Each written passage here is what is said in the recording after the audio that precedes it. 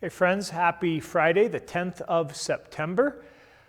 Tomorrow, September 11th, I know not everybody jumps on a Saturday reflection, so just a great reminder for us to be praying for our nation, praying for our life together.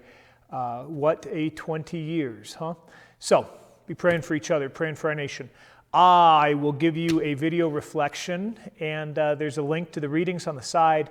Click that link, read the readings for the day prayerfully, and then turn off the screen, spend some time with the Lord before you move on to other things or move on doom scrolling on social media. Luke's Gospel, we continue the Sermon on the Plain. Maybe we want to ask who guides us.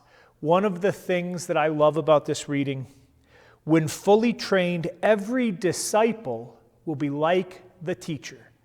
That's delightful for me, to just dream of being more Christ-like, of being transformed in non-judgmental, compassionate, passionate love.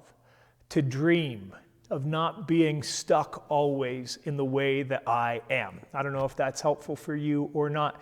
Jesus also gives a fairly famous instruction about not being hypocrites and not judging, but instead seeking to be made new out of love for our neighbor, with that image of the beam in our own eye and the splinter in our neighbor's eye.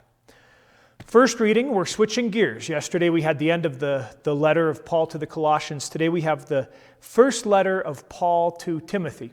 These letters, Timothy and Titus, are called the pastoral letters because they are directed towards pastors of Christian communities. I told you that the Colossians was a letter that the scholars disagree on Paul's writing.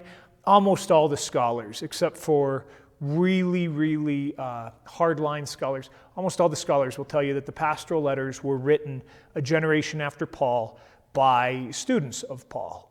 So that's fine, right? Like, we know that the Spirit was involved, and it doesn't shake our faith to say that.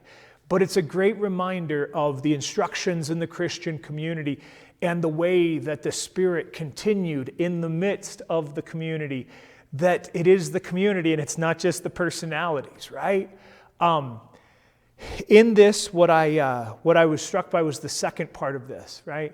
To remember Paul in his own sins, to remember us in our own sins, and that's not a shameful thing, but rather a place of grace, that God has changed our lives. And so if we're feeling discouraged, frustrated, coming up against the end of our hope, to remember that God is doing new things and that God worked powerfully in the lives of other people in the past. God's still working in this age. How are we called to recognize that God is working powerfully in our lives? Where are we called to give permission and maybe to exercise the will to become more the people that God is calling us and making us to be? That's a little bit of that first reading, Paul to Timothy. All right.